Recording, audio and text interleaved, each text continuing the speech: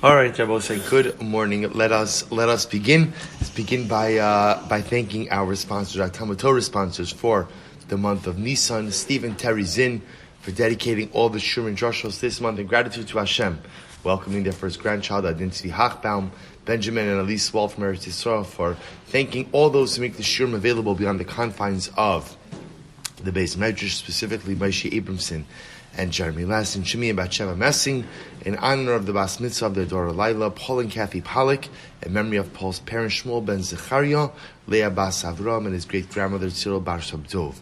Our week of learning sponsors, Ira and Miriam Grossman.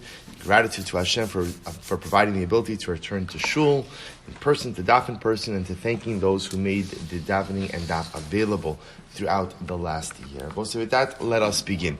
Today's daf, a lot to do today. Today's daf is Yud Tes, and we are picking up B'mirat Hashem on Yud Ches Amud Beis 18b, and we are picking up at Amar Rabbi Yos. Actually, I think a little bit before. Amar. We did the Komets, I believe, correct? We did the Komets. Right, so let's pick up Amar Rabbi Leah. Fine. So Amar Rabbi Leah with a little bit in the middle over there. So that's 2, 4, 6, 8, 10, 12, 14, about 16 lines up from the bottom. So what we're speaking about, again, if one is misnadev, if one goes ahead and pledges the amount of levona, so they are obligated to go ahead and give over a kometz of levona. So Amar Rabbi Leah, klum lamdu kometz ela milech lapanim ela miminchas chote ma lahalan kometz achas repasol afkan kometz achas. Fine. Amar Rabbi Yosef, this is what it was. So the Gemara says, Milsa Rabbi Leah Amra hamisnadev levona mevia bekumtzo shel kohen. So I will say, so now the shaila is, how do you measure the kmitza? How is the kmitza measured? Remember, because kmitza itself is a subjective measure. So the Gemara says over here that Rabbi Yosef says, qualifying Rabbi Elah's statement, that the kmitza is measured by the kmitza of the kohen. Then I will say that it's actually very interesting, because if you notice over here, I'm sure you've picked up already, one of the very confusing parts of Yerushalmi are the constant changes in the text of the Gemara. You have, again, different Mefarshim editing the text in a different way, which makes, so if you notice again on the page over here, it says, Bekumtzo shel Kohen Gadol. If you take a look at the Karban Ha'ida on the right side, it's almost right across from Karban Ha'ida, he writes, Hachi Garsina Misnadi Levona Mevia Bekumtzo shel Kohen Gadol, V'hachi Perusho, Midiyalif la Milechem Hapanim, Obefayis, Nasev v'lo yadinan hey kohen de Misrami v'tzar shia harbe shikmots mimenu gadol shebekohanim. So the Karban Ha'ida says it doesn't mean that you have to use the kmitza of the kohen gadol, but rather what it does mean is that when you go ahead and you pledge you pledge levona, you have to give the amount of the kmitza of the largest kohen on call that day. So you look at the guy with the largest hand that day, and it's that amount, that kmitza, that is used to go ahead and size your donation. Pretty incredible. So the Tiklin Chadatin says it a little bit differently, but again, we don't have to. He says over here, if you look in the Tiklin Chadatin, it's all the way on the left-hand side, bottom left of the page. Mils hamistante levona mebia bekumtzo shel kohen. Dehoyel delaman b'mincha v'dino ki levona habayim ha'mincha. Aflekula imkin lekula milsa nishra demisharim b'shir kumtzo shel yad hakohen. So it's interesting. According to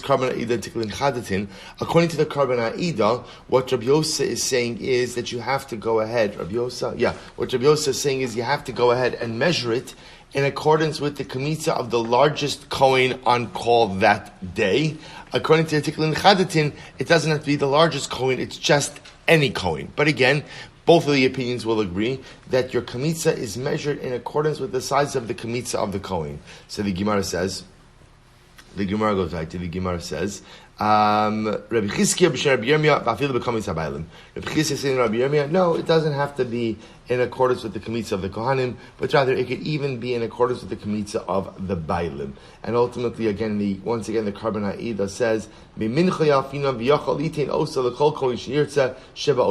Fine, so we'll see some machlokes. So here's what everyone agrees with. Everyone agrees that if you pledge lavona, the amount of lavona you are obligated to give, or the value of lavona you are obligated to give, is a kamitza's worth. How is that kamitza measured? Machlokas. Is it the kamitza of the Kohen? Is it the kamitza of the bailim, of the individual making the neder? Machlokas. Zov. So also remember again, the Mishnah said that if you pledged zov to the Beis Hamikdash lo yivchos mi dinar, you have to give at least a dinar coin. Rabbi Lazar v'hu shehiskir tzura. That's assuming that you said, I pledge a coin of gold. So you will say, so if you pledge a coin of gold, then you're locked into the minimum definition of coinage. The minimum definition of coinage is a dinar. Aval, imlo hiskir tzura. But if halacha l'maaseh you made no mention of coinage, maybe afilu tzinura, then you could bring even a golden fork. It's known as golden fork. So the Karban either says, what's a golden fork? So he says over here, shu mazleg katan. It's a small fork. But also the idea being that it's the smallest type of utensil which would be used in the Beis Hamikdash. So interestingly enough, if you pledge a gold coin, then you have to give a dinar. If you just pledge unqualified gold, then halacha l'maaseh, all you have to give is even the smallest unit of gold, even a small gold fork. Interesting. Shisha l'nedava. So remember again, after the Mishnah went through, the Mishnah told me there are 13 collection boxes. The Mishnah names the first 7 of them, and then tells you that the remaining 6 refer to Nedava. General donation. Says the Gemara, why Shisha l'Nedava? So the Gemara says, Reb Chizkiya Amar Keneged Shisha Bate Avos, corresponding to the 6 Kohanic families. Now, and I remember again, there were 24 mishmoros, 24 watches of Kohanim. Each mishmar served in the Beis Hamikdash for 1 week at a time. So on average, a mishmar served, right? And mishmar was a grouping of Kohanic families. A mishmar served in the Beis Hamikdash for 1 day at a time. Each mishmar was divided up into bate avos, right? Was divided up into smaller subgroups, we'll call it families. Each Beis Av served in the Beis Hamikdash for 1 day out of the week, out of that mishmar. On Shabbos, everyone served together. So the Gemara suggests that the 6 donation boxes correspond to the 6 Batei Avos. Bar Padya Omar Keneged Sheish Behemos. Bar Padya says that the six donation boxes correspond ultimately to the 6 type of animals which are offered up. Par, Egel, Soyer, Ayil, Gedi, Tala. Right? A cow, a calf, a sheep, a ram, a kid, a lamb. Shmuel Amar Keneged Shisha Karbanos. Shmuel says it corresponds to the 6 categories of Karbanos. Kinei Zavim, Kinei Zavos, Kinei Yoldos. Those are all the bird offerings for Zavim, Zavos, Yoldos. Chatos, Ashamos, Haminochos, a mincha, Asiris Haifa, and we'll say Asiris Haifa, remember again, is the unique mincha offering for the Kohen Gadol. Amar Rabbi Yochanan, Ayidish Hanadava Meruba Ribui La Shofros Harei. We'll say this is great. Everyone's trying to figure out the symbolism of the six Nedava Shofros, the 6 Nedava. So again, Bate Avos, or 6 types of Karbanos, or 6 types of animals. Rabbi Yochanan said, you know why there are 6? Because there were a lot of donations that were made. So you needed 6 in order to be able to accommodate all of the donations. I will say, it's such a profound yesod. You know, sometimes in life it's good to look for deeper meanings in things. And sometimes it's good just to take things as they are. Sometimes there's not a deeper meaning to things. Sometimes there's just 6 donation boxes because that's the number of boxes you need in order to accommodate the number of boxes, in order to accommodate the volume of donations. And I will say an incredible yesod also in human relationships, because sometimes people say something, a person will say something to you, and you ask yourself, well, what did they mean? And sometimes all a person meant was what they said. Not everything has a deeper metaphorical meaning, and you don't have to read into every single statement, and not everything has to be interpreted in some type of relationship context that you're really alluding to this, to that. Sometimes things just are what they are. Sometimes there are just 6 donation boxes, because that's the number of donation boxes you need in order to accommodate the flow of donations. An incredible yisod. Ksiv, u'kechalo son. Avir lifnei HaMelech v'yoyo. That's supposed to say here, the Gemara is quoting the pasuk from Divrei Hayomim. This is talking about the restoration of the Beis Hamikdash under King Yehoash. So under King Yehoash, the Beis Hamikdash was decimated. and pretty it wasn't destroyed, but it was just internally decimated by his mother, Asalia, who was a very evil woman. So Yoash goes ahead and essentially does a major capital campaign in order to go ahead and renovate and restore the Beis Hamikdash. So the pasuk they're quoting over here is Ukechalosam. When they finished, so when they finished collecting the money, they brought the monies before the king. V'yo yada and the Kohen Gadol. Eshar kesef vayasel kelim. I'm just reading to you the rest of the pasuk. Vayasel kelim l'beis Hashem klei sharis. So I will say they went ahead and they made utensils, klei sharis, service utensils. Service utensils. Okay, so now follow this for just a moment. So they made 2 collection boxes in the days of Yehoash. 2 collection boxes. Top of Yutes, Tani Diberi Bishmal, Nudava Achas. So I'll say, interestingly enough, if you take a look, fine, if you take a quick look at the Karban Ha'eda, he says over here, Ksivo Chalosam Shtein Nudavos Asa, Tebe Melachim Ksiv, Vayikach Yoyoda HaKoin, Aron Echad, Vayikov Char Bedalso, Vayitin also Eitzal Mizbeach Biyamin. Ubedira Yom Ksiv Vayom HaMelech, Vayas Aron, Vayitneu B'shar Beis Hashem. Hachutza, Mashma, the Beis Ronos Hasa. So we'll say, what the Gemara is quoting over here is as follows. We have 2 different psukim. We have a pasuk in Malachim, which actually recalls, when this collection happened, and we have a pasuk in Divrei Hayamim, which also recounts the collection. Now there's a discrepancy. The discrepancy is that the pasuk in Malachim, when it says that they created a collection box, the pasuk says they put it by the mizbeach, by the altar. In Divrei Hayomim, it sounds like they put it outside of the Beis Hamikdash. So therefore, the Gemara says, Rabbi Yonasan says, it's not a contradiction. Rather, how do you reconcile it? Shtei nedavos asa. Yehoash must have they made 2 collection boxes. One was by the mizbeach. One was outside of the Beis Hamikdash. That's all. Top of Yutes, Tzarei Rabbi Shmuel. Nedava achos. No, not true. There was only 1 collection box. The Ksiv, Vayomer HaMelech, Vayasu Aron Echad, Vayitneu Beheichal Hashem, Vayikov Char Bedalto. So Rabbi Shmuel says you can't say that because the pasuk explicitly says that they made 1 collection box and they placed it in the house of Hashem. Literally, they made a hole in the opening in order to allow people to deposit money. I v'hodichsiv vayomer hamelech vayasu aron echad vayitneu b'shar beis Hashem chutza. But I will say the problem is, what do you do with the other pasuk? And the other pasuk says that Allah Kalamai said there was another collection box and it was stationed outside. Amrav Chuna, mipnei tmeim. So I said this is actually very interesting. Why did they do that?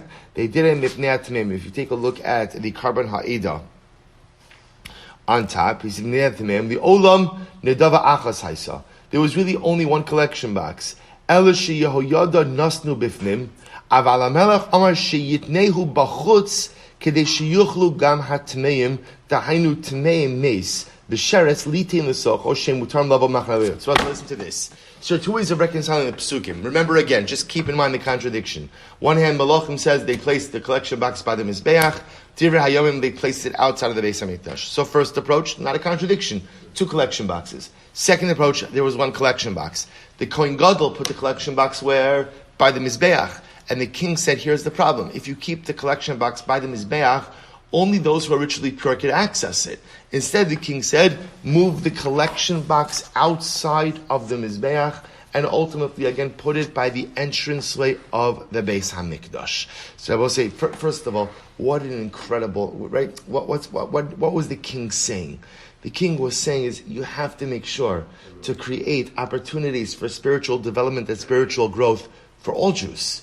We're not an elitist religion. You can't have the restoration and rededication of the Beis Hamikdash limited to, in this case, the spiritually elite, the spiritually pure. You have to put the nidava, you have to put the collection box outside so that even the tneim, even those who are ritually pure, have the ability to access it.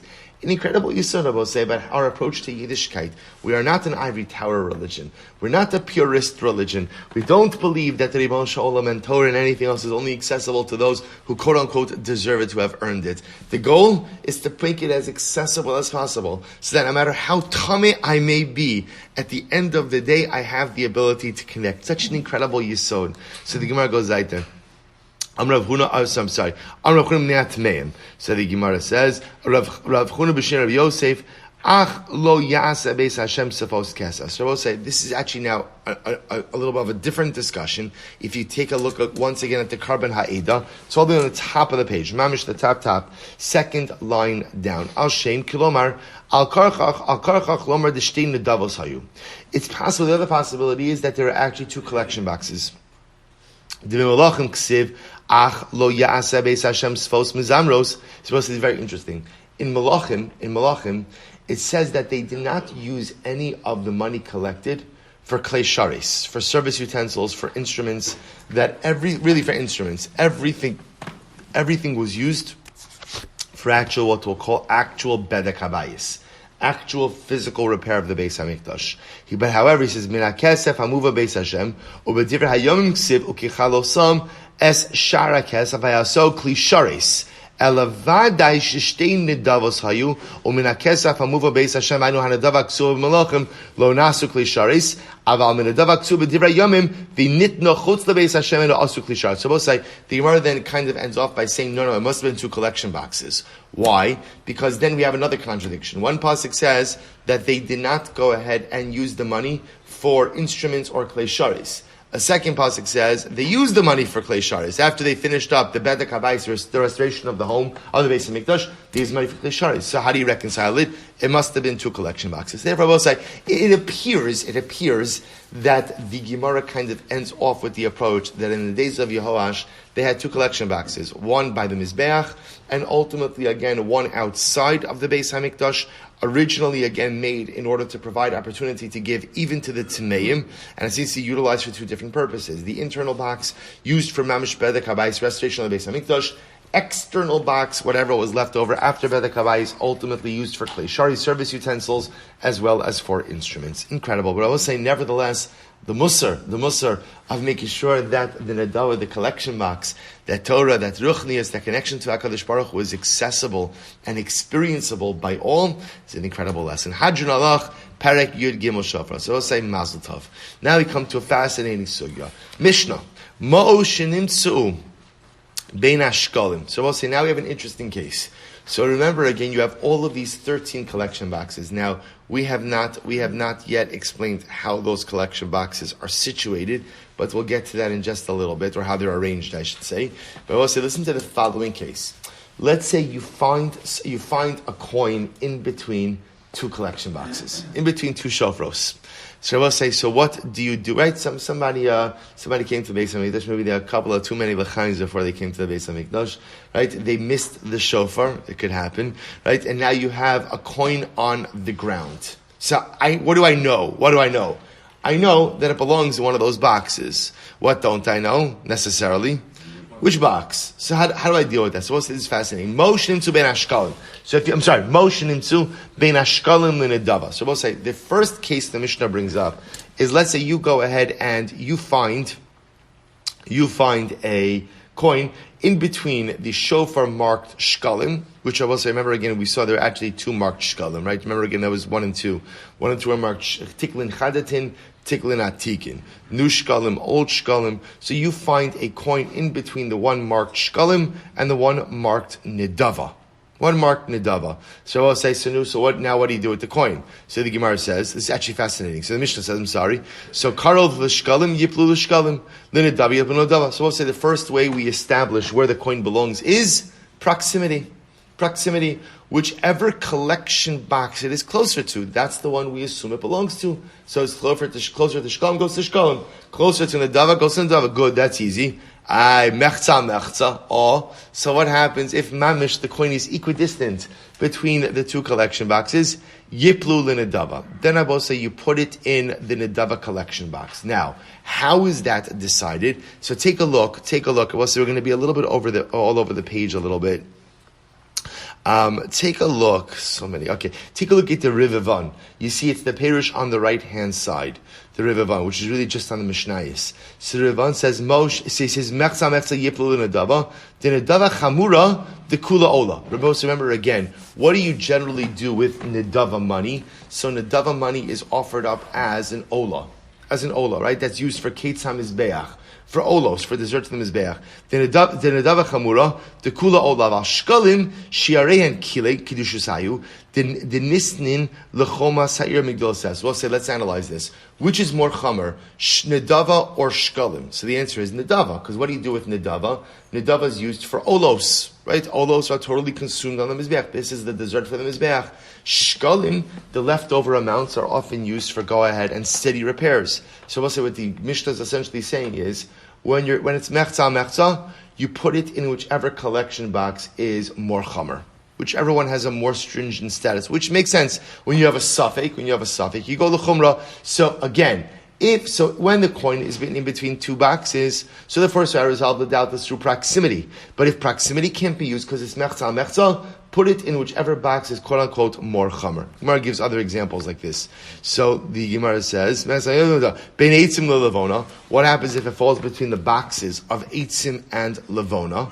So what's that? Karov le'eitzim yiplu le'eitzim. If it's closer to eitzim, put in the eitzim box. Le'levona yiplu le'levona. Close to levona, also in the levona box. Mechza al mechza. What happens if it's mamish equidistant? Yiplu le'levona. Ultimately, again, you put it in levona. And again, look at the Rivavan again, levona. Chamira, the levona hi atzma kreva, aval eitzim he machshiri carbon. This is very interesting. So why is levona more chamer than eitzim? Again, logically, the Rivan says because levona is actually offered up as a carbon, versus eitzim, which is not the carbon itself, but rather what? But rather again, the facilitator or the enabler for carbon. Well, so now I just want to point out something very interesting. If you remember again, I think it was last week, it was over Yom Tiv, when we had the sugyas about eitzim and the families that were misnadev eitzim. If you remember again, interesting from the Gemara there, they really do treat eitzim like a carbon. It is, remember again, we saw I forgot the name of the family whose Yom Tiv for bringing eitzim was on the 10th of Av. And remember again, we saw the episode where that year Tisha B'Av was a nitcha. They only fasted half a day because it was mamish like a Yom Tiv for. So again, but when compared to Levona, which is an actual carbon, eitzim will be more kal. Good. Ben kinin legos leola. We'll say interesting one here. What about if the coin falls in between? Remember, kinin are the bird pairs.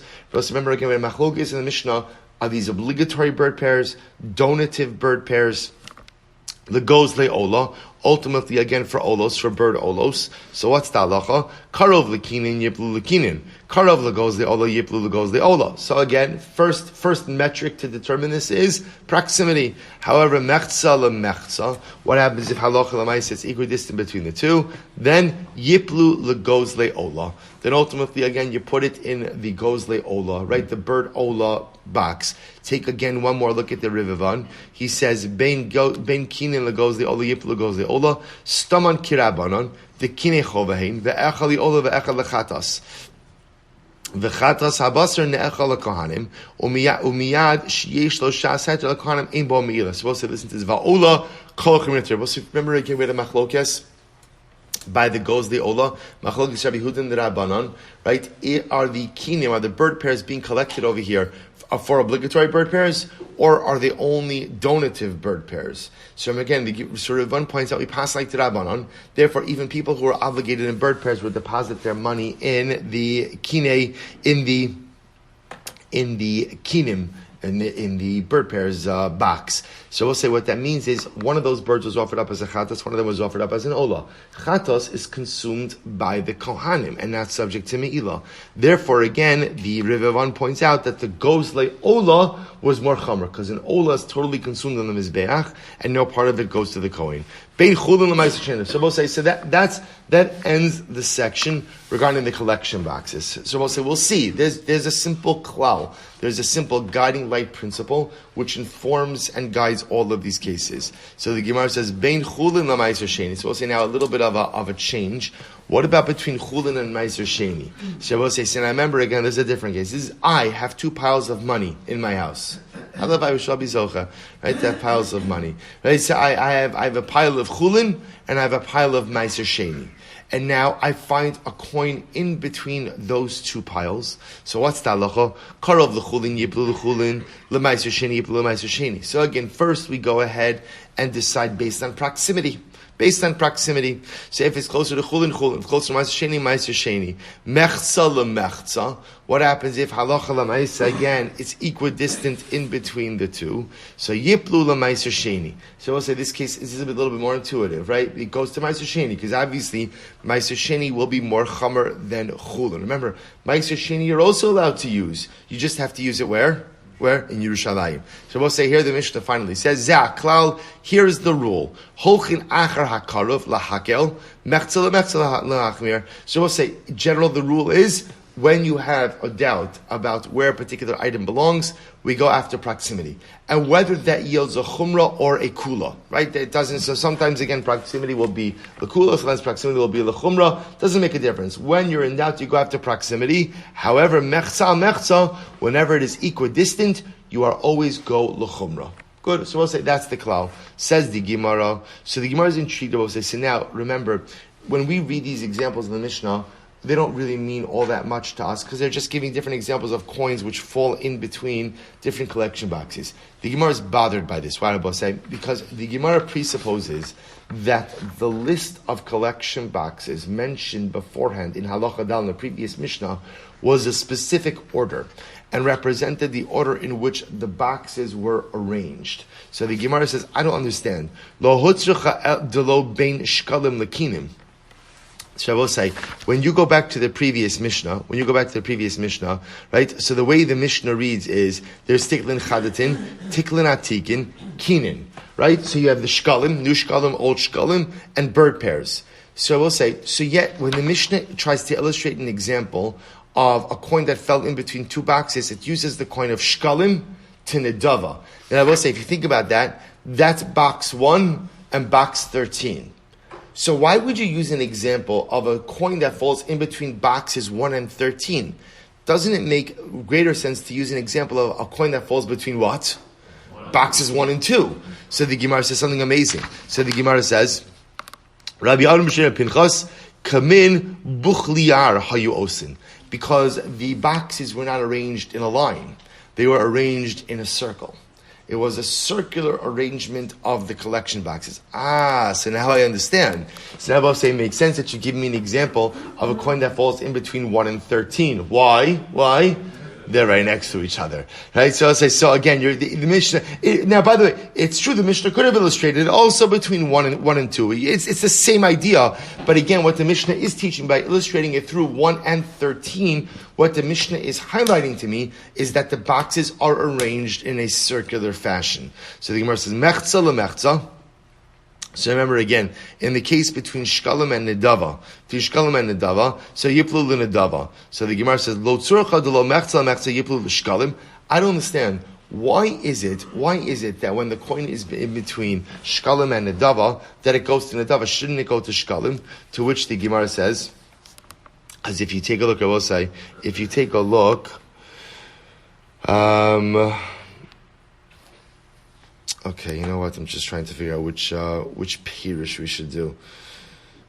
All right, let's just read the answer. So the Gemara says, shouldn't it go to shkalim? So we'll say, when you look at this, the assumption would be nedava is often a catch-all for everything. So doesn't it make more sense that we would put that coin in shkalim?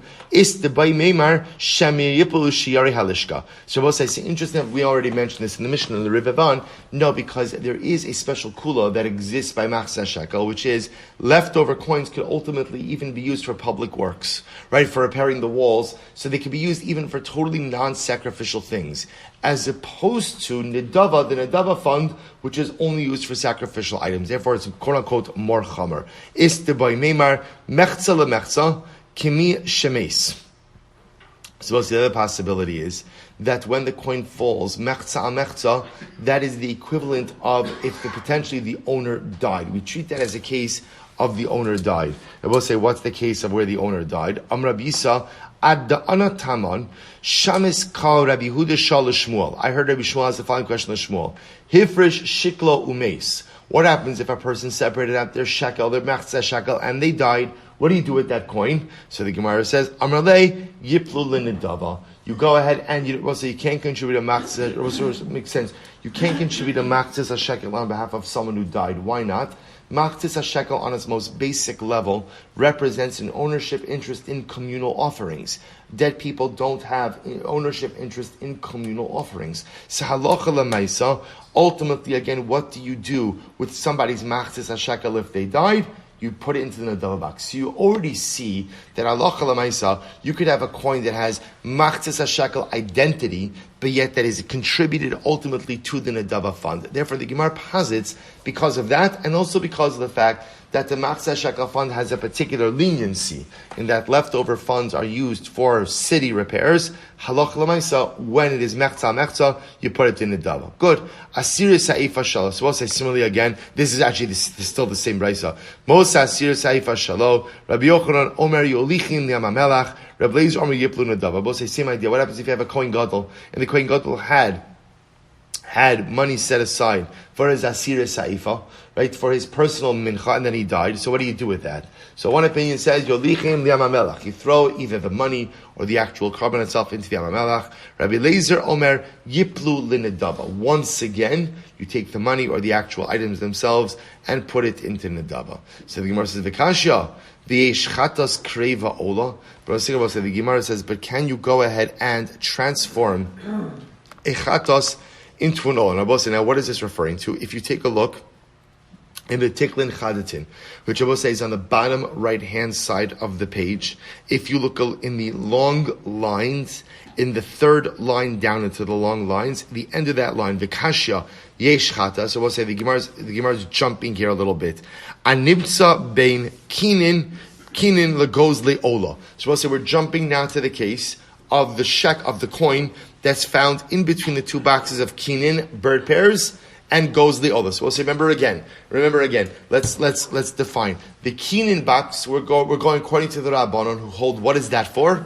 That's for obligatory bird offering. So, for example, a yoledes, a zav, and a zava, who's going to offer up a bird pair, right? One of those birds is a chatos, one of those birds is an ola. That's the case of kinin. Goes le ola are donative bird offerings. Okay, now you have a coin that's found in between both of them. So we'll see now. What does the Gemara say? What does the Mishnah say? If you have proximity, fine. If you don't have proximity, mechza. Which one do you put it in? Remember, which one do you put it in? Goes le ola. Why? Because ola is totally consumed in mizbeach. In the case of the kin and the bird pairs, one is a chatas, one is an ola. A chatas is a less chamer sacrificial offering.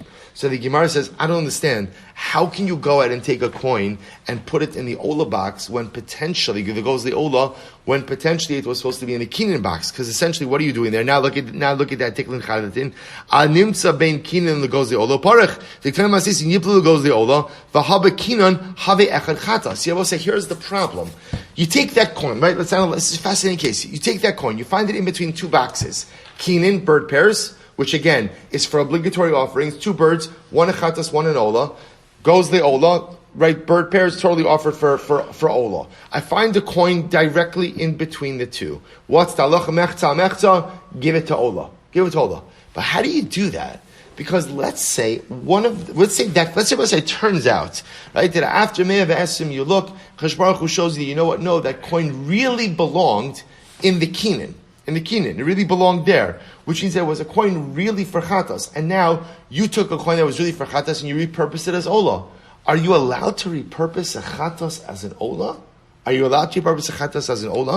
the Gemara says, Kasha, yesh chatas kreva ola, chizkiya b'shem lakish, tonight based in hu, ala moser shikruvu olos. So we'll say, remember, we saw this before. There's a tonight based in, I will say, built in to every single carbon is a fascinating condition, which is that the Beis Hamikdash has the ability to repurpose and to switch the identity of the item until it is actually offered. It's an incredible Tanai. I both say so it's a built-in Tanai to sacrificial service. Based in Beis Hamikdash has the ability to switch the identity of any sacrificial item until the time that ultimately, again, it is offered up. So if you find a coin that is mechza in between kinin and in between goes le'ola, we go ahead and we put it into the goes le'ola, and now Beis Din has the ability to totally repurpose that coin for olos. The Gemara says, that's fine, but ha'isha zos b'ma hi miskaperes.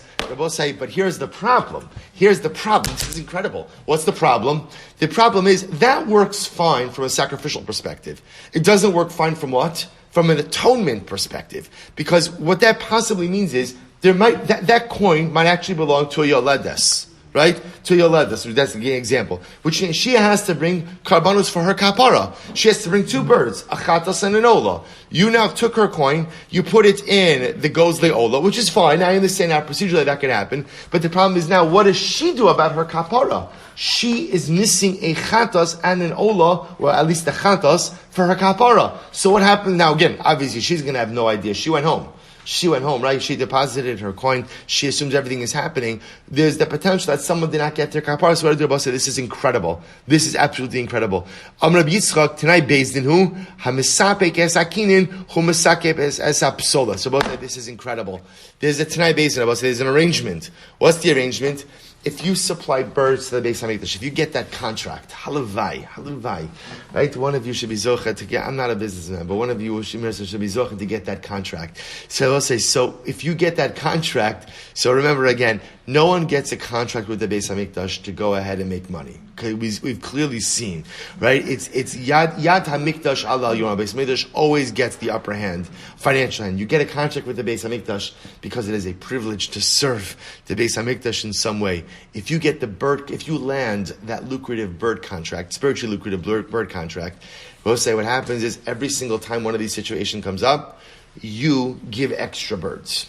So in other words, any time a situation like this comes up where we have this suffix coin, so it's true, what is the Beis Hamikdash going to do with the coin? The Beis Hamikdash is going to take the coin and put it in the gozle ola box. But then what they're going to do is they're going to call up their bird guy and they're going to say, listen, we have this suffix situation. We're going to need you to give us 2 more birds that we're going to offer up just to cover our bases. Therefore, the Isha, the woman, will have her kapara through the extra karbanos that are going to be offered up, but the Beis Hamikdash does not incur a loss as a result of it. So we'll put the coin, this is fascinating, we'll put the coin in the gozle ola, but we will actually offer up additional birds as if the coin went into the kinin pot. It's incredible. I will say, last piece over here in this Gemara. So Gemara says as follows. Alo tzurcha, see here the Gra changes this. The Gemara says, Lo gasina, he says, Lo gasina ben kinin liola, I'm sorry, Lo gasina delo ben kinin leitzim ben levona lezav. So he says as follows, Lo tzurcha delo ben kitoris leitzim levona lezav lekapores. So the Gemara says, I'm sorry. So let's read that again. What does the Gra change it to here? He changed it. Delo ben kinin leitzim. I'm sorry, ben levona. So you're supposed to read it. Lo tzurcha delo ben kitoris levona lezav lekapores vitanisa besofa zaklal holchin achar akarov mechza lemechza rachmer. So we'll say if you take a look at the tiklin chadatin, he says over here as follows. Lo tzricha delo ben kinin. If you take a look at the last, it's about 7 lines up with the Chadatin. Ben kinin v'chilo hayatzarch lemisnei benimtza ben kinin laitzim or ben levona lezav the chasham azisin the shofros tehel. So I will say ultimately again the Gemara just points out, why don't you add in additional cases? In other words, there are more cases than the ones that you mentioned. To which the Gemara says, we bring down certain cases for illustration purposes, but then obviously at a certain point, the Mishnah just lists what? Just lists the klal, just lists the rule. And the rule is, Zaklal, holchin achar akarov, mechza al mechza lahachmer. Good. So we'll say, so again, this case must have come up in the Beis Hamikdash, I would assume on a fairly frequent basis. People miss the shofar, or whatever happens. You could also have, people miss the shofar. Now we know, number one, proximity. In the absence of proximity, ultimately go ahead and give it to the one that is more machmir. Beautiful. So we'll say, once we're on this topic now, the Gemara brings other examples of this case. We'll say money that you find in front of animal salespeople, right? Animal merchants.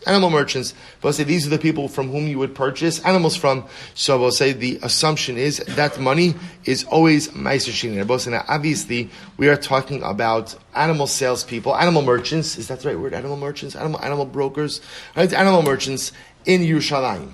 in Yerushalayim. So you find money in front of animal merchants in Yerushalayim, you must assume that is Meiser Sheni money. Why, Rabbosai? Because people would bring their money to Yerushalayim, Meiser Sheni money to Yerushalayim, and they would use it to buy food. So you find money in front of an animal merchant, you must assume that is Ma'os Meiser Sheni. So the Gemara says, Baharabayis Chulin.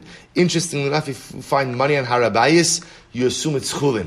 Rabbi said, this is pretty amazing. First of all, because you're not allowed to bring money onto Harabayis, right? Rabbi say, in other words, individuals are not allowed to bring money onto Harabayis. You don't bring your wallet, you don't bring your walking staff, and you don't bring your shoes onto Harabayis, right? Rabbi say, so which is an incredible yisod. Now, is there money on Harabayis? Of course, there's money in Harabayis. Where's the money in Harabayis? Is a temple treasury, right? You see, there's a lishka. But interestingly enough, the Gemara therefore says any money you find on Harabayis, you assume is chulin. Ubi Yerushalayim b'shayimos hashana. We'll see why that is. B'Yerushalayim b'shayimos hashana. Yerushalayim throughout the rest of the year chulin. Money you find in the street, you assume is chulin. Ubishas haregel hakol meiser. Rabbi said at the time of the regalim, you assume that all money you find in Yerushalayim is Meiser Sheni, which makes sense. Why? Because Rabbi said, the pashtos, very often people, you don't necessarily run to Yerushalayim with your Meiser Sheni money as soon as you have it. You're going to be going to Yerushalayim a minimum of 3 times a year anyway, right? You're going to be going with your mishpacha miras Hashem, and you're going to be there for Yom Tiv. So by pashtos, many people just took their Meiser Sheni money with them on the regalim. So in general, money you find in Yerushalayim throughout the year will be chulin. But money you find in Yerushalayim during the regalim will be Meiser Sheni. Incredible. Basar Shenimtza Ba'azara. Shabbos said, listen to this. What if you find meat? What if you find meat in the Azar, in the courtyard of the Beis Hamikdash? So what's the status of the meat? Evarim olos. If you find limbs, you assume that it's olos. You assume it's olos. Chatichos. If you find slices of meat, you assume it's a chatas. Now we'll say, why that distinction? Very simple. Olos, an olos is not consumed. Therefore, it was just burnt. It was burnt in the foot, intact in a limb. Chatos was consumed. So because it was consumed, what did the Kohanim do? They sliced the meat. See, I will say, slicing meat takes time. The only time a person is going to invest the time in slicing meat is when? When you're going to eat it. I will say, which is an incredible musar. Only invest time in things that you are going to benefit from. If there is no benefit in something, do not invest the time. No one invests time in slicing ola meat. Why not? It's getting burnt on the mizbeach. Chatos you're going to eat. Invest, I will say, how many times in life do we invest time in things that are totally not fruitful? How many times do we invest time in things that are not going to yield any peiros? It's not beneficial. It's not going to get me anywhere. It's not going to give me anything. It's not going to advance my life agenda. We spend our lives slicing olos. And for what? Because it feels good, it looks good, it makes it nice, it makes it pretty. That's fantastic. And what do you have to show for your investment of time? Chas v'shalom, absolutely nothing. Only invest the time in the things that are truly fruitful, truly necessary, and truly meaningful. So the Gemara goes like, Yerushalayim, what happens if you find meat in Yerushalayim? Zivchei shlamim. You assume, ultimately, again, if you find meat in Yerushalayim, you assume that it's shlamim. Now, we'll say now, in all of these cases, when you find meat, zeb v'zet to ubar tzuraso v'etzila beis hasreifa. Ultimately, again, you can't consume it. Now, we'll discuss why you can't consume it. B'pashtos, again, I'll just tell you, you can't consume it because halacha l'maisa, once you have hesech hadas, once you have a lapse of awareness, ultimately, again, regarding karbanos, they are no longer fit for consumption. So remember, anytime you quote-unquote find something, what does that by definition mean? Right? That somebody wasn't paying attention to something, right? Or somebody just let it out of their sight. So once there's a lapse of awareness, you can't eat it anyway. So what happens to ubar tzura? So you have to let its form change. You let it sit overnight, and ultimately, again, you take it out to go ahead and burn it. You burn it to base, which will say again, so much muster in all of this. Do you know what happens ultimately when there's hesach hadas? Right? When you lose your awareness, right? When there's a lapse of awareness, when you forget what you're supposed to be doing in life, when I forget which direction I'm supposed to be going down, when I forget my goals, my aspirations, right? I end up destroying things. Life is all about attentiveness. Yesterday we spoke about commitment, right? We spoke about consistency. Well, the next most important thing is is constant commitment and awareness, right? An awareness of things. Hesach hadas is the greatest Yetzer Hara. It is so easy to lose my way. It is so easy to lose my concentration. And the moment that happens, everything falls apart, right? Yetzer lebeis hasreifa. I had a day I wanted to accomplish. I had a schedule. And then what happens? I liked someone's Facebook post. And it's downhill from there. Why? Because suddenly, again, every other piece of human dribble, right, fills my day, and then suddenly, again, everything I wanted to, that's Hesach Hadas, I will say. You go ahead and you get onto, and this is not a technology rant, right? It's just a life rant, right? If you go ahead and you start liking, you start posting, you start gramming, you start tweeting, you start this, you start that, and it's Hesach Hadas. It's Hesach Hadas. What are you doing?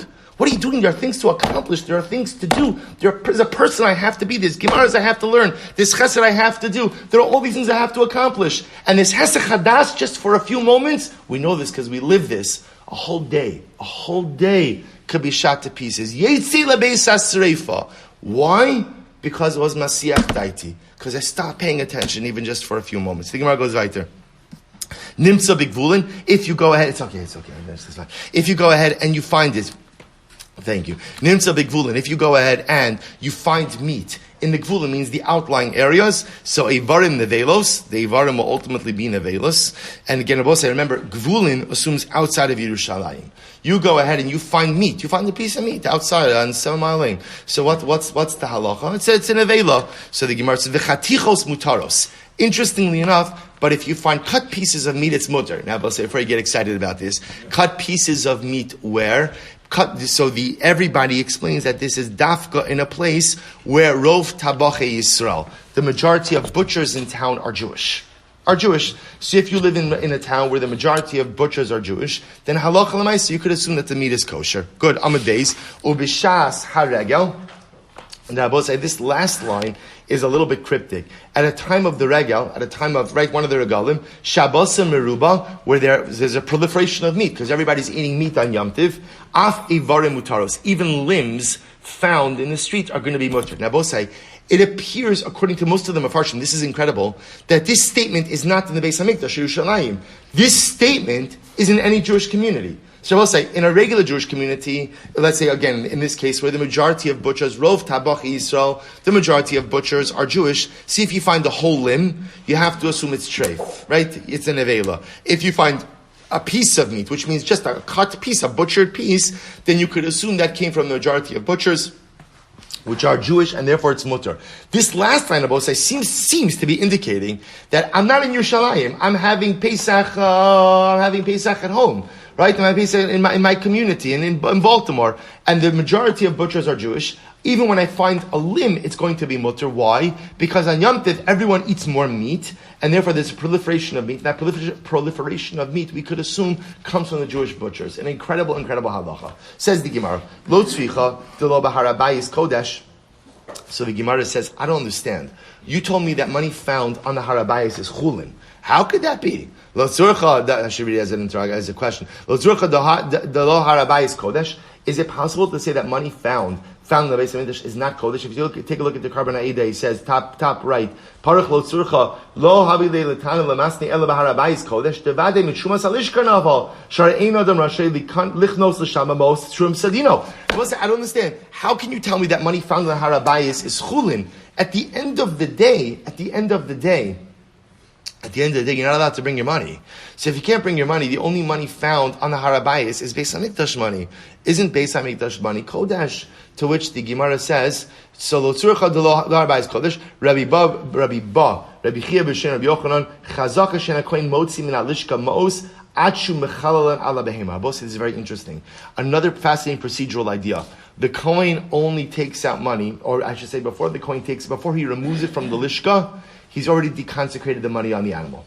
So we'll say it's actually very interesting. So before the Kohen even, apparently he goes into the lishka, he takes it out, and even before he goes in and takes it out from the lishka, halacha lamaisa, he's deconsecrated it, which is actually, so by the time the money comes out from the lishka, it's already chulin. See, interestingly enough, the only money you're going to really find on the harabayis is Beis Hamikdash money, which has been deconsecrated. Incredible. Basar shenimsa. So let's talk a little bit about this meat that was found. Rabbi Elys Wohl, his sealed das, Taon ibar tzura. So remember again, we said before that even though under certain circumstances, you could assume that the meat that you found is sacrificial meat. It's not the pshat that you could eat it. You still have to go ahead and burn it. And why is that? Because since there was hesach hadas, since there was a lapse of awareness, therefore tubat tzraso is you have to let its form change, which means you let it sit overnight and then you burn it. Rabbi Oshia, mas Nisan amar came tubat tzraso v'yesi lebeis hasreifa. Rabbi Yosi, v'yeyos la'achlo in at yachol shema niskalkel tzraso. Lefum came sarich meimar to uber tzuraso beis lebeis hasreifa. So I will say, interestingly enough, what the Gemara is saying is as follows. Even if I could say that the chazaka is, like the cases in the Mishnah, that the meat that I found in Harabayis, or for that matter, even in Yerushalayim, was sacrificial meat. Therefore, it's permitted. It's permitted. And let's say it's a shlomim, so it's permitted for consumption. Chatas, permitted for consumption by Kohanim, you still can't eat it. Why? Because I will say, like we said before, once there's hesach hadas, if you find something, that means someone wasn't with it. Someone wasn't paying attention to it. Once there's hesach hadas, you no longer know what happened to it. Once you no longer know what happened to it, you can't eat it. So therefore, the only thing you can do is leave it until the next morning, lina. Therefore, you know for sure it becomes disqualified, and then take it out to be burned. Incredible. Rav Krispa, B'Shem Rabbi Yossi, also what's great about Yerushalmi is you hear about people that you don't hear about in Bavli, which is really just fascinating. Rabbi Krispa, B'Shem Rabbi Yossi, Rabbi Chanina, Eivarim Nevelos.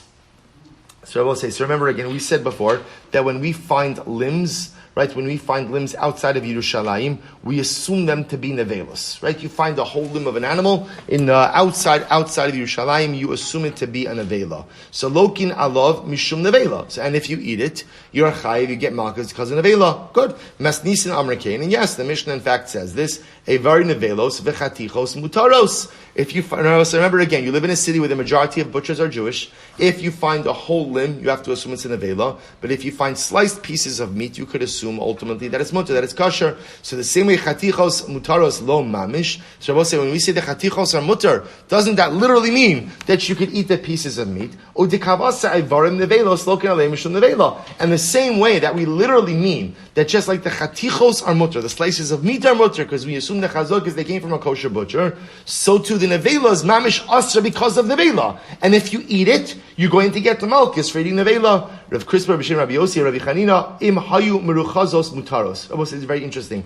Rabbi Krispa adds in one thing: if the limbs were strung together. So we'll say if the limbs were strung together, then it's mutar. And we'll say, now what does this mean? If you take a look at the Teklin Chadatin on the left hand side, we'll have to stop with this. He says mechurazos mutaros kshros bechut. If you find limbs of an animal that are tied together with a string, lefi shein, it's mutar. Why is it mutar? Lefi shein derech lachros nevelos uvelachin af ivare mutar b'gvulin. This is actually very interesting. So generally, people don't string limbs of nevelos together. If you find limbs of an animal strung together, what does that indicate? That is a premeditated act.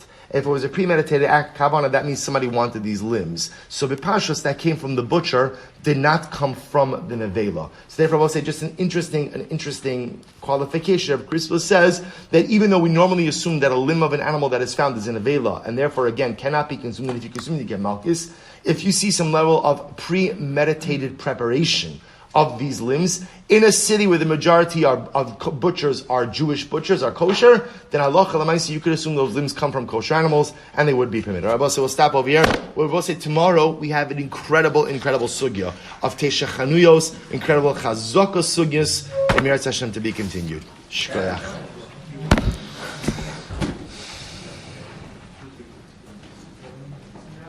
Thank you for listening.